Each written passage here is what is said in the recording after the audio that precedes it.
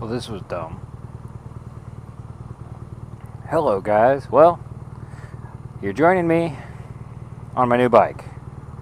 First time vlogging on it, and first time riding an R9T in 6+ years. I did a review of one way back when, like 2014, 2015, something like that. And bought this one online. Went out to Missouri to pick it up, came back. This is the day after. I'm on my way out to do my normal Tuesday contract that I got. And I-95 strikes again. My wife doesn't quite get why I hate this highway. Anyway, so you guys join me on my new R9T. I'll do a whole video about it, but for now I got somewhere to go. So I gotta go make some money.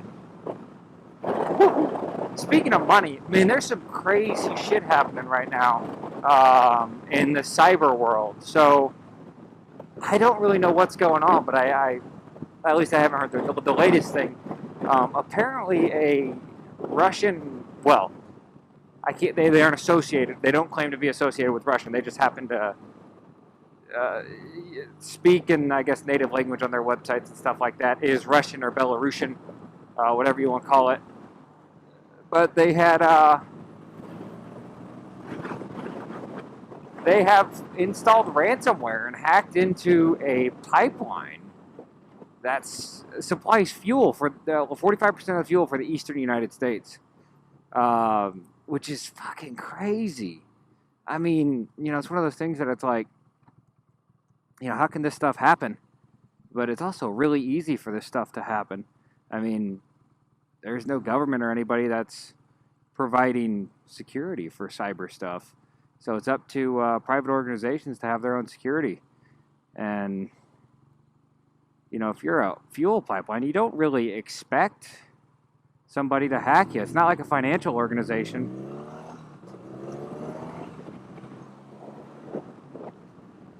It's not like you're a bank or anything that somebody expects to get hacked into. I mean, but you look at it now in hindsight, now that it's happened, that's a big thing. That's a big infrastructure problem.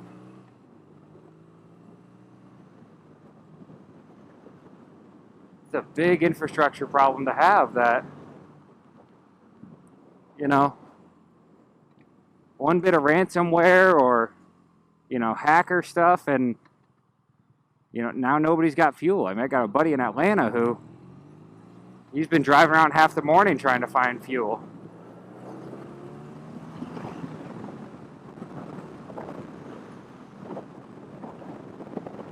And this just happened like in the last 2 days. So, they still haven't unlocked their pipeline, gotten their fuel flow and everything back. And I mean, it's really difficult.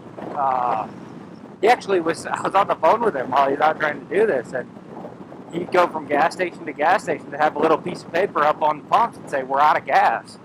Like, what is this? The 1980s and, the whole fuel ration situation and all that? I mean, this is, it's unheard of in my lifetime. Something like this. I remember, when we first got involved in the Middle East, and I remember paying, $4+ for a gallon of gas in Missouri back then. But, I mean, now it's just crazy that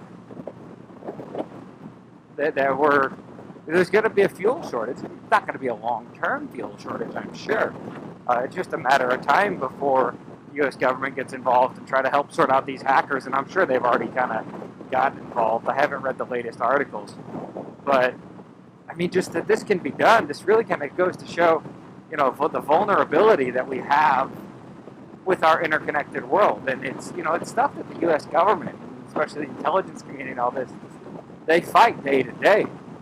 I mean, this is real life stuff, but they're starting to realize that whoever it is, terrorist organizations, countries, whatever, you don't have to attack a country, and you don't have to physically attack land. You don't have to take any of that. You can cut somebody off by, well, for example, microchips.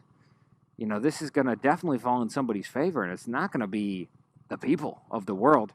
It's going to fall in one country's favor, and I'm sure we all know who that country is going to be in the end. We got this microchip shortage. But you got the microchip shortage. You know this hacking instance where now suddenly we're going to be not able to get fuel, and now people are going to start saying, well, you need to get electric cars because you don't have to worry about that. Yeah, but the electricity infrastructure and stuff is just as vulnerable.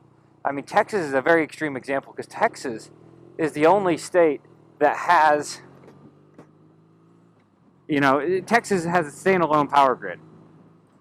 So over the winter of 2020, 2021, they had this big freeze, and there were a lot of people. I've got friends in San Antonio. They were out of power for, almost weeks. I want to say it was like 10 days, something like that. And so you pair being out of power with unseasonably cold temperatures. So you've got icing and freezing. So you've got car accidents because people don't, if they don't buy four-wheel drive or all-wheel drive, they aren't used to driving in it. And, so you pair all of that with now you've got rolling blackouts, because the power grid's shutting down and trying to optimize what it can and basically keep itself alive. It's a lot like your body, your body's going to, once it gets cold like that, cold is an example, it just happened to work, once the extremities get cold, it's like, okay, well, I'm going to start cutting blood flow off to like the fingers and stuff like that because I need to keep my heart going, organs and things like that. And the power grid is set up to do the same thing. It wants to survive, or we want it to survive, so it's programmed to do all that.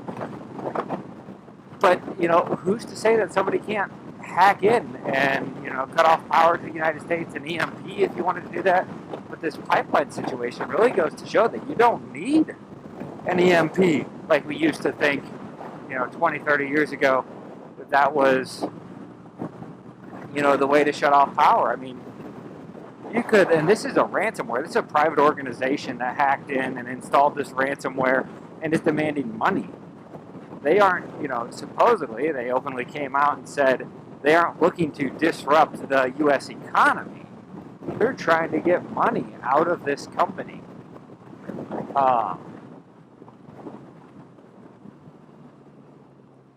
So, just think about it. If somebody was interested more in, in the terrorism aspect of things than the,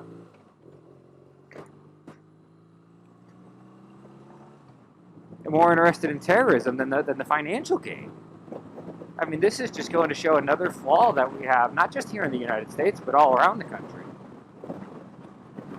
I mean, so out here in the Northern Virginia area, you have, just these giant warehouse-looking buildings popping up that have acres, pretty much accurate description, acres of air conditioning units, refrigeration units, all this stuff that are designed to cool these servers. So you've got 4-story cloud servers being used for government and private information. And I understand that there's cybersecurity and all these people and all this stuff, but it's not hard. If you're like China or Russia or one of these organizations that have, I'm not saying that America doesn't do it. Like, I don't know enough about this stuff from outgoing as much as what I've heard and read about incoming stuff. Like, but you've got these organizations that have, buildings just full of hackers. Like, thousands and thousands of hackers working in a facility working on one object. Because that's how you're going to do future wars. There's not going to be a whole lot of kinetic war anymore. You're going to disrupt economies. You're going to do tariffs. You're going to do that. Just because we're going to end up getting into some Cold War where I've got a bigger red button. And I don't really see that happening as much as it's like, if you don't be nice to me, we're going to shut off your power. If you don't be nice to me, we're going to, not produce whatever for you. And so me, we'll call it my tinfoil hat, my rah-rah America, red, white, and blue, whatever, but, that's why every country needs to centralize their manufacturing industries, their, the power infrastructure and all this. Like, somehow there's like a handful of microchip manufacturers from my understanding. And like 2 or 3 of them are here in the United States. But I guess we only have like 1 or 2 actual facilities that can produce the microchips here in the U.S. they outsource a lot of that to China and Taiwan. And now that, the previous administration had put China on a blacklist, which I'm not saying I agree or disagree with, but since they did that, now, we can no longer receive items manufactured for, I don't quite understand it, but it was something to do with we cannot receive these kind of items from this country any longer. So, and it has to do with tech and Intel. It's like, you look back 2019, 2018, Huawei, which is a Chinese-owned electronics corporation, they kind of got caught out, but never admitted to using their civilian side of their company for government intel, which, if you're a country like China and have your economy and everything set up like that, of course you're going to do it. You're not going to be like, oh, that's against the rules. But if it's a state-owned company, or partially state-owned company, and you're going to use it to benefit the state, one way or another, whether it's economically, financially, or militarily. You're going to use it to benefit the state, because at the end of the day, that's who and what you are. So, that was a bit of a ramble. What I'm saying is this gas situation is, I don't even want to say it's the beginning, because we got the microchip situation. Obviously, we've got COVID, which, whatever you want to say about the COVID thing, it's here. It has, impacted and nearly devastated the economy. Luckily, we have been able to prevail.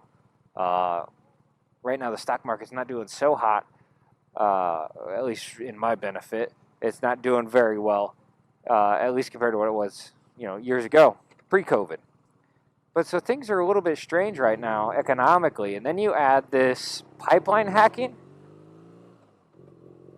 We really got to get, as American people and as, the American government, the DOD, somehow, we have to figure out how we can prevent this and protect ourselves from this in future events.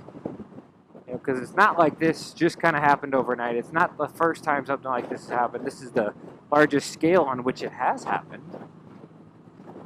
And then you go back to, the data breach last year on some government, I can't remember if it was classified or unclassified, but one of the contractors that provide cloud storage or cloud service or some sort for the government got hacked. And I don't ever remember hearing any specific DOD intel or anything like that. But, like the Department of Agriculture, IRS and things like that, they had records taken from them from a foreign entity. And so it's like these things are happening all the time. And, from my understanding is, people still aren't wanting to spend money on it. By me, I by no means am a techie. I'm pretty much, if it can't be fixed with a hammer, I'm not too interested. Obviously I drive, I love my S1000RR, but it's a bit too much. And thank God it's got all the tech with it, because if it didn't have all the technology and everything, I would not be able to ride it hard. It's way too much bike for me. I'm not that good of a rider. But we got to get on top of this. We got to get ahead of the curve with all this cybersecurity and intelligence and all the other stuff, and start spending our money the right way. That's a whole nother rant that I could go down, dealing with the government and spending and all of that stuff. But I think there can be a much better way to do this. And this gas pipeline thing is a real eye-opener of, how vulnerable we are, the country is, and all of that. So